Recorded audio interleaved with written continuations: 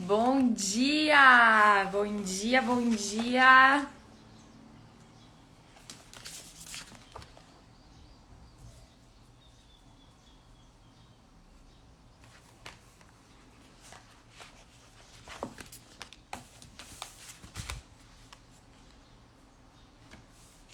Bom dia!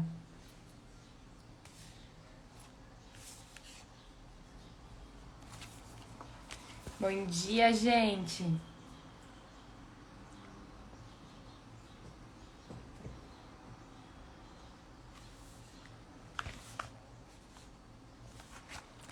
Muito bom dia hoje de cenário novo aqui, porque precisei me adaptar ao fato de estar sem a ring light funcionando. Bom dia, tudo bem? Estou sem luz, usando a luz natural aqui até que eu providencie uma nova, então mudei um pouco o cenário para colaborar aí com a aproveitar a luz da sacada mesmo hoje. Gente, a gente tá fazendo a leitura do livro A Coragem de Ser Imperfeito, da Brené. As outras partes dele estão todas lá na aba vídeos do meu perfil, então só acessar lá.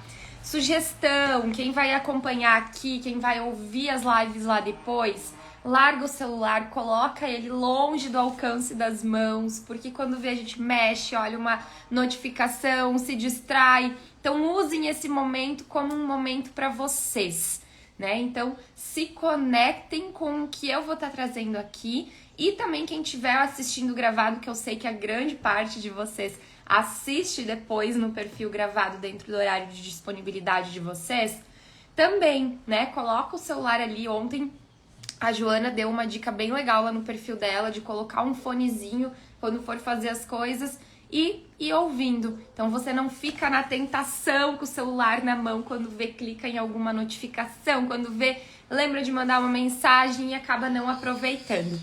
Esse livro que a gente tá lendo agora é um dos melhores livros que eu já li na minha vida.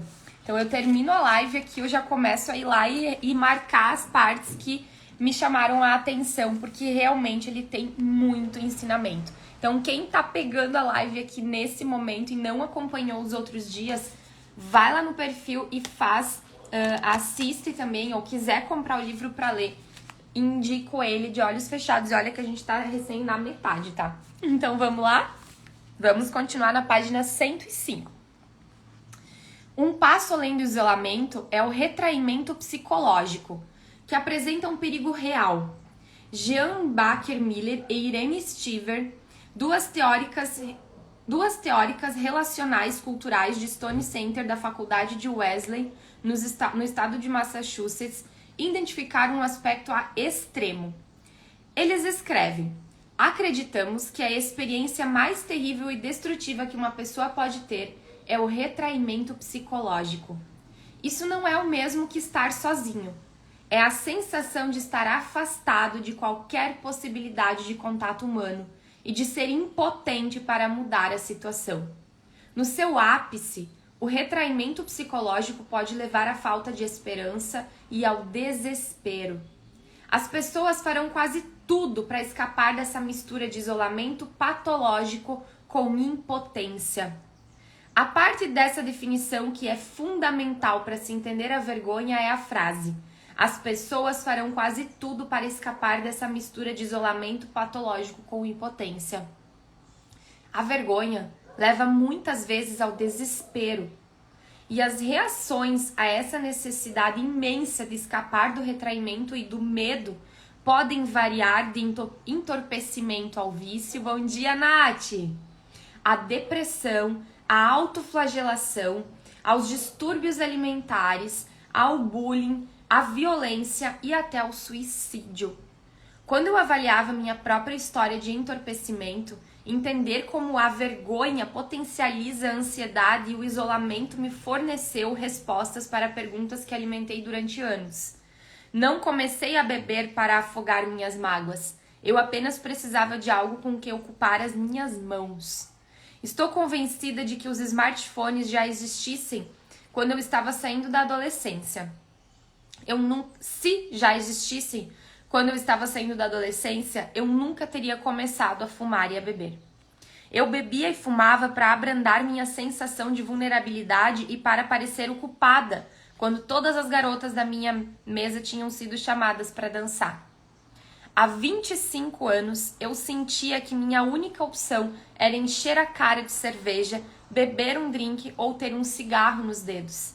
Eu ficava sozinha na mesa, sem ninguém, nem nada para me fazer companhia, a não ser meus vícios. Para mim, a vulnerabilidade conduzia à ansiedade, que conduzia à vergonha, que levava ao isolamento, que levava a mais uma latinha de cerveja. Para muitos de nós, o anestésico químico de emoções é apenas um efeito colateral prazeroso, embora perigoso, de comportamentos que têm a ver com se adequar, estabelecer um vínculo e lidar com a ansiedade. Eu não cresci com as habilidades e os recursos emocionais necessários para lidar com o mal-estar. E não eram apenas as baladas, as cervejas geladas e os cigarros que fugiam do meu controle. Eram o pão de banana, as batatas chips com queijo, os e-mails, o trabalho, a necessidade de me manter ocupada, as preocupações incessantes, o planejamento excessivo, o perfeccionismo e qualquer coisa que pudesse aliviar aquela agonizante sensação de vulnerabilidade alimentada pela ansiedade. Hoje, sei que existem algumas estratégias para combater o entorpecimento. Vamos examinar algumas delas. Viver com ousadia, impor limites, encontrar bem-estar verdadeiro e cuidar do espírito. Quando entrevistei os participantes da minha pesquisa sobre entorpecimento, todas as pessoas plenas falaram insistentemente a respeito de 3 coisas. 1. Aprender como realmente vivenciar os sentimentos. 2. Ficar atento sobre os comportamentos entorpecentes. E 3. Saber lidar com o desconforto das emoções difíceis. Tudo isso fazia sentido para mim, mas eu queria saber exatamente como lidar com a ansiedade e o isolamento. Portanto, comecei a perguntar especificamente sobre essas questões. Como esperado, havia muito mais em jogo. Essas pessoas tinham um elevado nível de ser o bastante.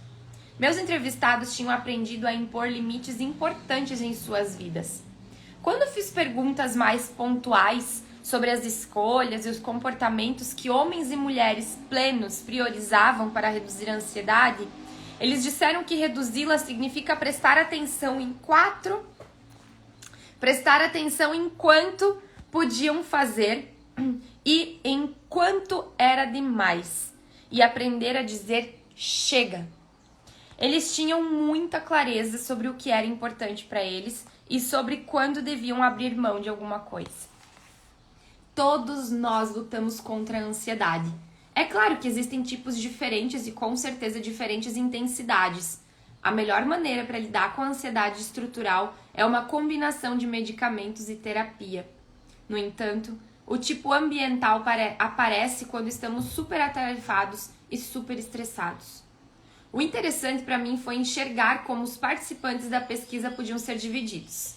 O grupo A definiu o desafio da ansiedade como encontrar meios para administrá-la e acalmá-la, ao passo que o grupo 2 definiu o problema como mudar os comportamentos que levam à ansiedade. Os participantes de ambos grupos usaram a tecnologia dominante de hoje como exemplo de uma fonte de produção de ansiedade. Por isso, vamos examinar como eles pensaram de forma diferente a respeito dos bombardeios de e-mails e mensagens de texto e de voz. Grupo A. Tomo uma xícara de café depois de pôr as crianças para dormir e assim posso ver meus e-mails entre 22 e meia-noite. Quando há muita coisa, acordo às 4 da manhã e retomo a tarefa. Não gosto de ir para o trabalho com e-mails pendentes. Fico cansado, mas eles são todos respondidos. Grupo B. Simplesmente parei de mandar e-mails desnecessários e pedi aos meus amigos e colegas que fizessem o mesmo. Estou tentando acostumá-los a esperar que eu leve alguns dias para responder. Se é importante, me ligue. Não mande e-mails ou torpedos. Melhor ainda, passa na minha sala. Grupo A. Aproveito os sinais fechados, as filas de supermercado e as viagens de elevador para fazer telefonemas. Até durmo com meu telefone por perto para o caso de alguém me ligar ou de me lembrar de alguma coisa no meio da noite. Uma vez, liguei para minha assistente às 4 da manhã porque lembrei que precisávamos acrescentar algo ao processo que estávamos preparando. Fiquei surpreso com a velocidade com que atendeu, mas ela lembrou que eu lhe pedira que mantivesse o telefone na mesa da cabeceira. Só vou descansar e desligar da tomada quando tivermos terminado tudo.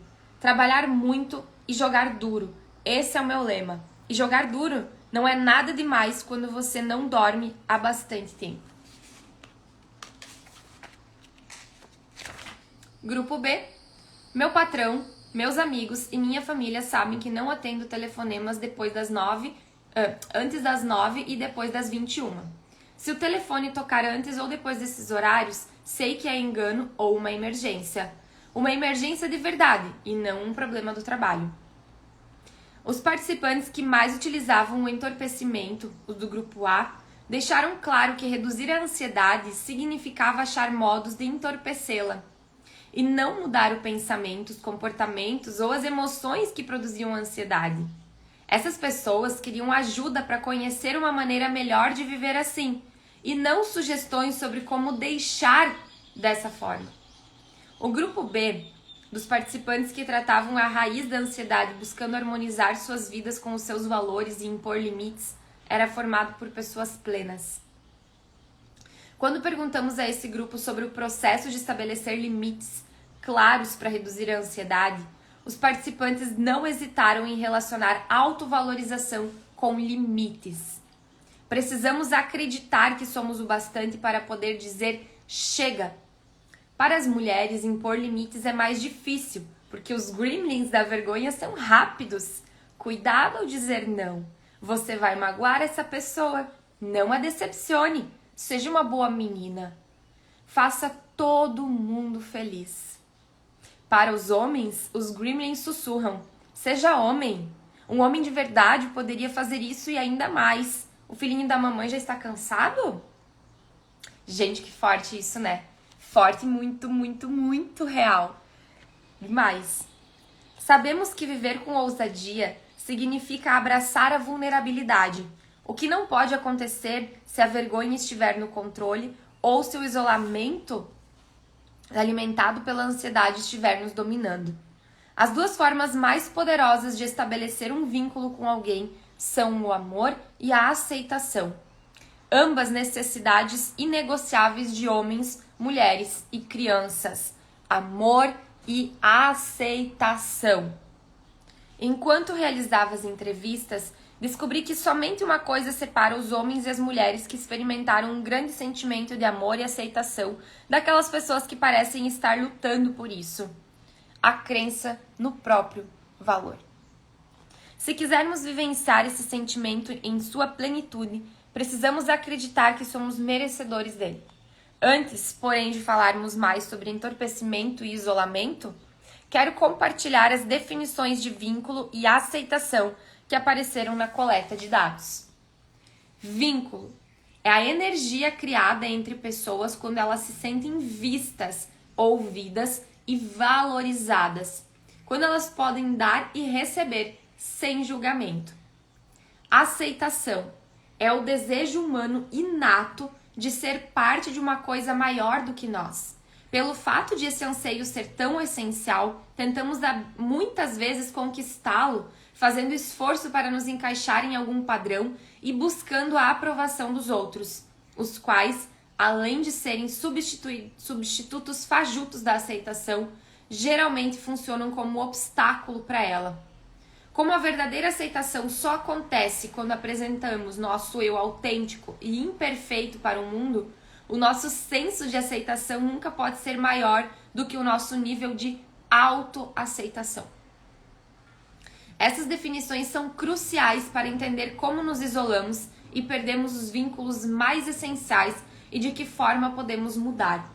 Viver uma vida emocionalmente saudável tem a ver com impor limites, gastar menos tempo e energia se preocupando com pessoas sem importância e enxergar o valor de se trabalhar para ter um vínculo de maior qualidade com a família e os amigos mais próximos.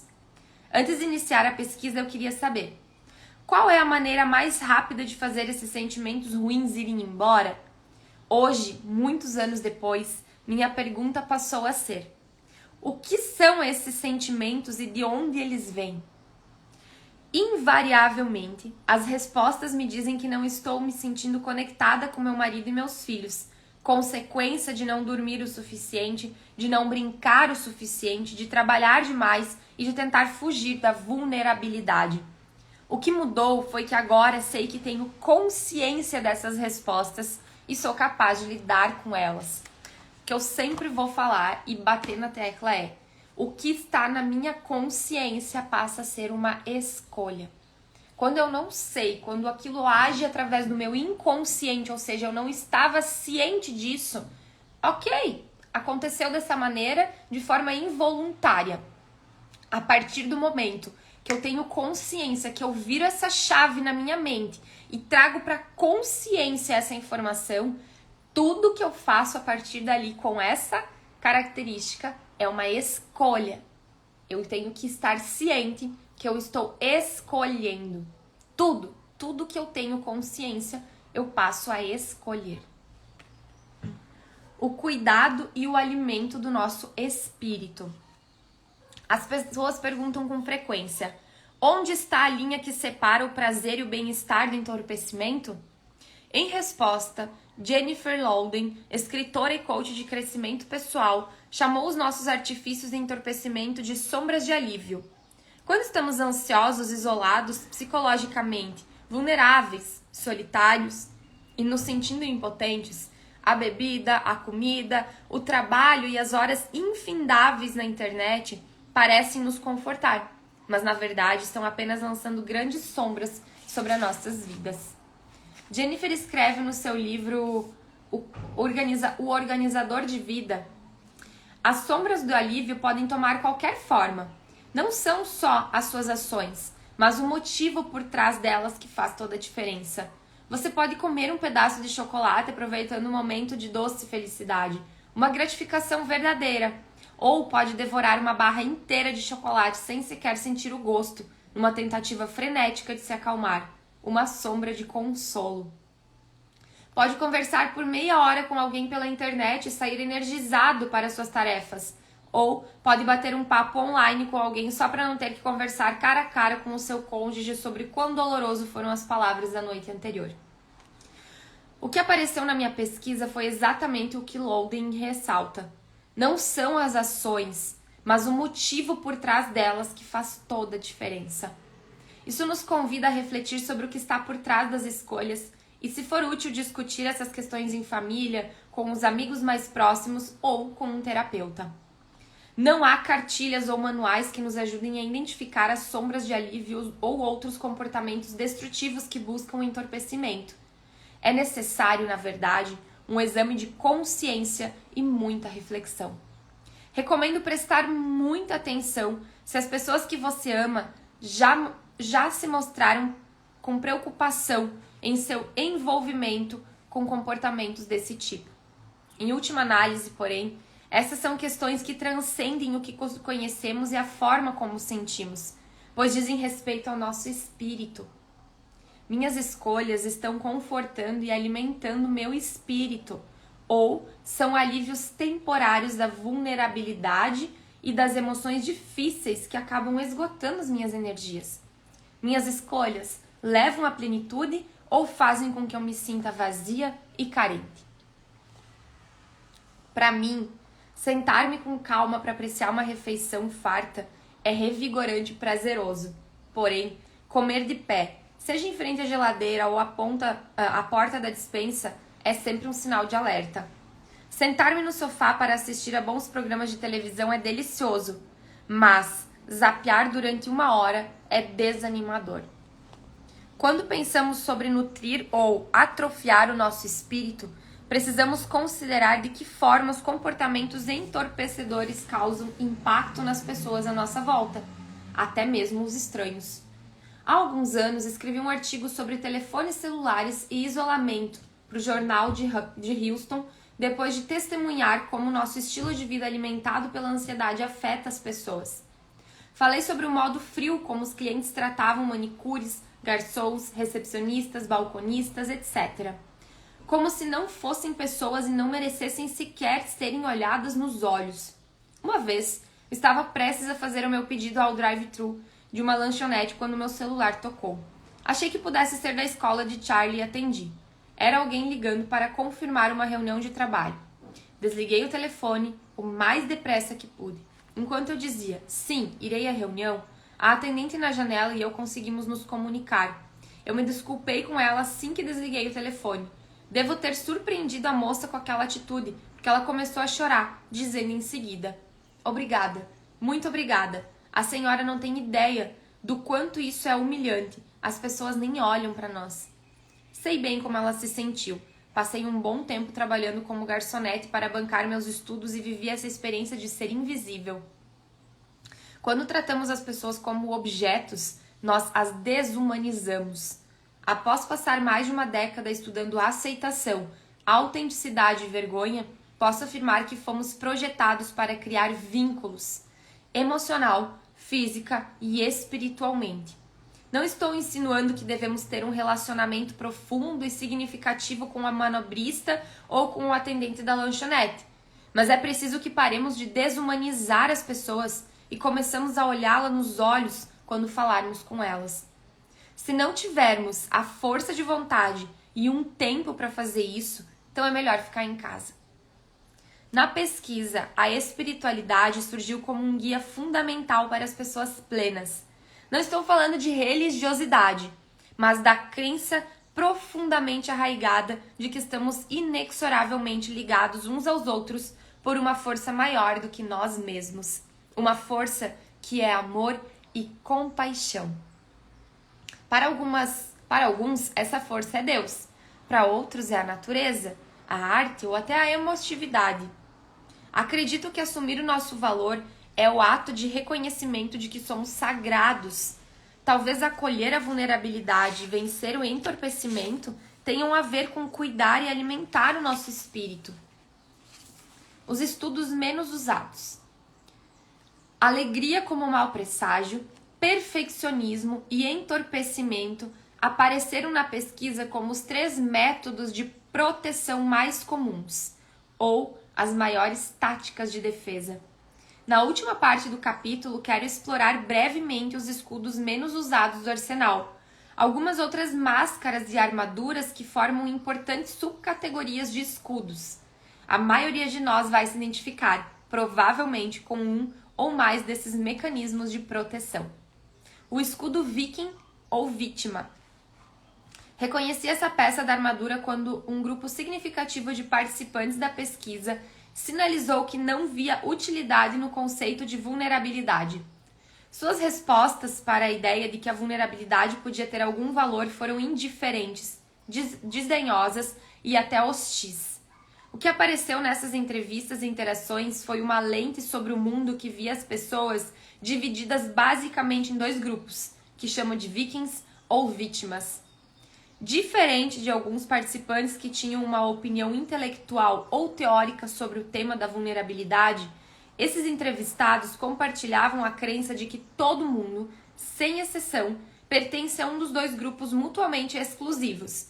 Ou você é uma vítima da vida, um tolo que está sempre sendo passado para trás e não consegue se impor, ou você é um viking, alguém que enxerga a vitimização como uma ameaça constante e, portanto, se mantém no controle, domina, exerce poder sobre as coisas e nunca demonstra vulnerabilidade.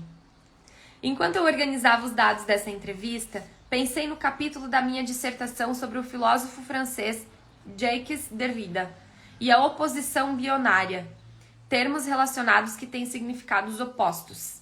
Ainda que os participantes não tenham usado os mesmos exemplos, um padrão consistente de partes de opostos emergiu da linguagem que empregaram para descrever suas visões do mundo.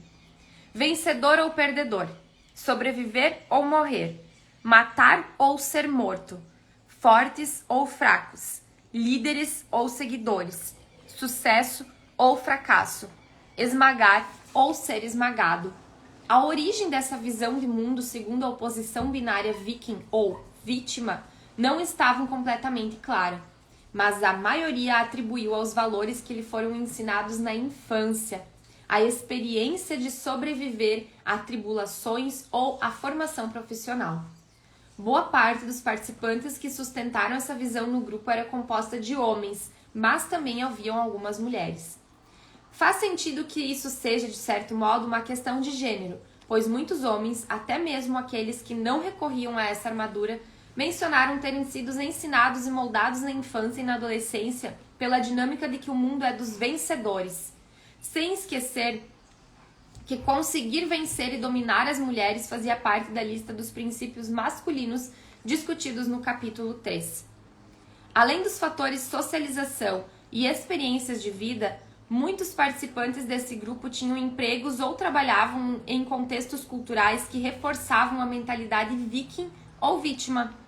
Nós ouvimos isso de seguranças, veteranos de guerra, agentes penitenciários, policiais e pessoas que trabalhavam em ambientes super competitivos e de alta performance, como o jurídico, o tecnológico e o financeiro. Não foi possível concluir se esses profissionais procuraram carreiras que alavancaram o seu sistema de crenças de viking ou vítima, ou se foram suas experiências com o trabalho que forjaram essa abordagem de vida sobre a polarização entre vencer ou perder. Um aspecto que fez dessas entrevistas uma das mais difíceis foi a honestidade que as pessoas falaram das dificuldades em suas vidas pessoais, lidando com comportamentos de alto risco, divórcios, isolamento, solidão, vícios, raiva e esgotamento. Mas, em vez de verem esses comportamentos e as suas consequências negativas como resultado da sua visão de mundo viking ou vítima, elas os percebiam como prova da natureza cruel da própria vida. Quando examino as estatísticas nas profissões vikings ou vítima, mais intolerantes à vulnerabilidade, identifico o desenvolvimento de um padrão perigoso. E em nenhum lugar isso é mais evidente que no ambiente militar. As estatísticas sobre o estresse pós-traumático relacionado a suicídios, violência, vícios e comportamento de alto risco apontam para essa assombrosa verdade. Para os soldados servindo no Afeganistão e no Iraque, voltar para casa é mais letal do que estar em combate. Desde a invasão do Afeganistão em 2001 até meados de 2009, as Forças Armadas dos Estados Unidos perderam 761 soldados em combates naquele país. Compare isso aos 817 que se suicidaram no mesmo período. E esses números não levam em conta as mortes associadas à violência, ao comportamento de alto risco e às drogas.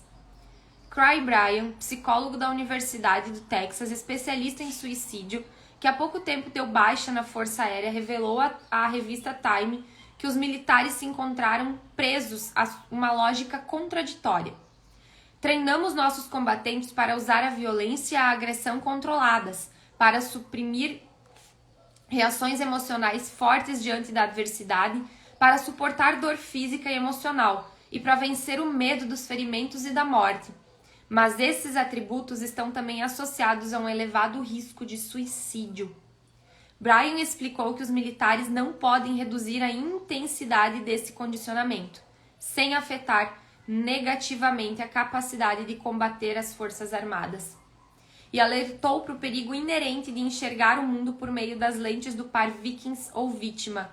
Os soldados em serviço são mais capazes de matar a si mesmos como mera consequência do seu treinamento profissional. A situação pode chegar ao seu extremo nas Forças Armadas. Porém, se olharmos para as estatísticas de saúde física e mental dos policiais, iremos encontrar algo semelhante. O mesmo acontece nas empresas. Quando se lidera, se ensina ou se prega a partir de uma concepção de viking ou vítima, de vencedores ou perdedores, aniquila-se a fé, a inovação, a criatividade e a receptividade à mudança. Retire as armas e você encontrará resultados similares aos dos soldados e policiais no universo civil. Os advogados, um exemplo de profissionais amplamente treinados na dinâmica de ganhar ou perder, do ser bem-sucedido ou fracassar, têm resultados que não são muito melhores. A Ordem dos Advogados americana revela que a taxa de suicídios entre os advogados é 4 vezes maior que a da população em geral. Um artigo na revista dessa instituição informou que os estudiosos de depressão e abuso de substâncias entre advogados atribuíram o alto índice de suicídio na categoria ao perfeccionismo e à necessidade de serem agressivos e desapegados emocionalmente. E essa mentalidade pode se refletir em nossas vidas domésticas também. Quando ensinamos aos nossos filhos que transparência e vulnerabilidade são emoções perigosas e que devem ser postas de lado, estamos lhes encaminhando para o perigo do isolamento emocional. A armadura viking ou vítima não somente perpetua comportamento de dominação, controle e poder naqueles que se enxergam como vikings, mas pode estimular um sentimento progressivo de vitimização naqueles que acreditam que estão sendo alvos de ataque ou tratados de forma injusta. Com essas lentes, só há 2 posicionamentos possíveis: exercer poder sobre algo ou alguém, ou se sentir impotente. Nas entrevistas, ouvi muitos participantes parecerem resignados a serem vítimas simplesmente porque não quiseram se tornar a única alternativa na opinião deles, vikings. Reduzir nossas opções de vida a papéis tão limitados e extremos deixa muita pouca esperança para transformação e mudanças significativas.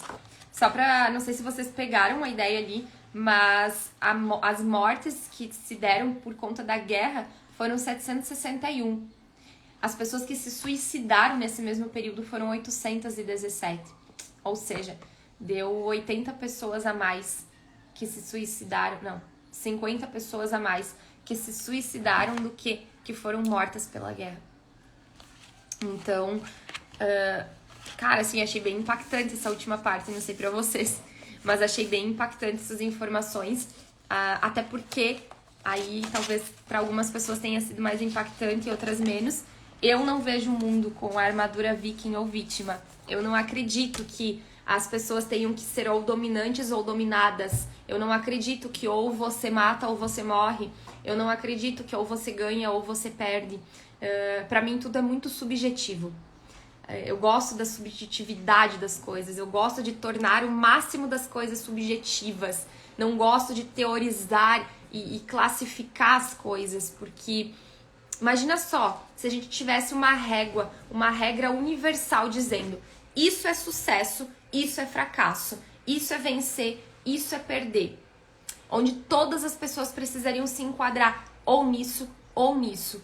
Gente, seria cruel demais, porque no meu sentimento, talvez sucesso é uma coisa, pra você seja outra. Então, às vezes, as pessoas ficam caçando sucesso na teoria dos outros, quando, na verdade, dentro do que elas querem de verdade, elas já têm sucesso. Para algumas pessoas, sucesso é ter milhões na conta e poder viajar o mundo. Talvez para outras pessoas, sucesso é viver numa casinha na beira da praia, na paz de Cristo. O que é sucesso para cada um de nós? O que é sucesso para ti? O que é se sentir vencedor? Acho que a gente não precisa olhar para o mundo como a teoria de vikings ou vítimas, né? Ou você é a pessoa que mata ou você é a pessoa que morre. Eu acho que tornar as coisas muito categorizadas, as coisas muito regradas no sentido ou isso, nos limita a viver experiências, emoções e conseguir trazer mais leveza para nossa vida.